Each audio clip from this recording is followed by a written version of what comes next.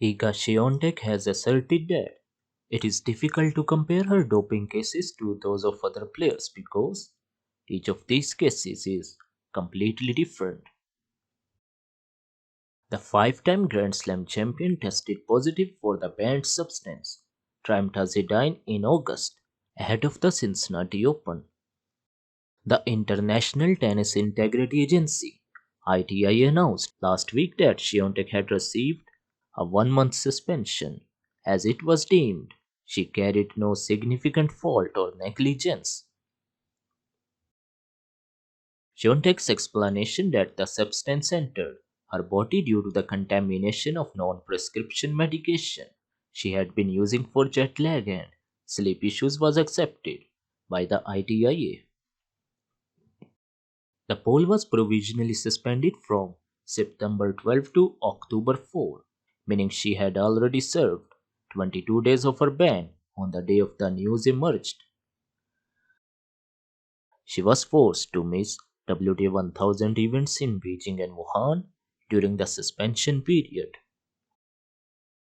The world number 2 returned to action at the WTA finals in Riyadh at the start of November before ending her season at the Billie Jean King Cup finals in Malaga. Swiatek will be able to compete at her next two scheduled events, the United Cup and the Australian Open. ATP World Number 1 Jannik Sinner avoided a ban for twice testing positive for the anabolic steroid in March, although the Italian is awaiting the outcome of a World Anti-Doping Agency appeal to the Court of Arbitration for Sport. Simona Halep, meanwhile, was given a 4-year ban in September last year after testing positive for the banned blood doping agent roxadustat at the 2022 US Open.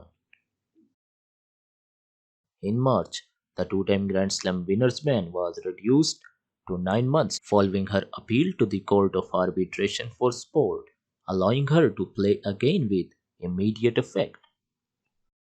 In an interview with Anita Warner on Polish TV channel, Swiatek addressed the suggestion that different players have received different treatment in their respective doping cases. I know that people need to automatically compare such situations to others that have already happened, but the truth is that each of these cases is completely different, the 23-year-old said, and the process of proving innocence will also be different. It's hard to compare me to Sinner, to Halep, to Camille, because each of us is struggling with a different problem. I think this is a question more for ITIA than for the player.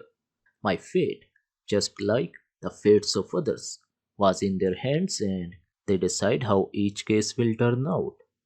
I trust that this process is objective, that everything is done according to the regulations and no one judges a player this way or that way because of his position.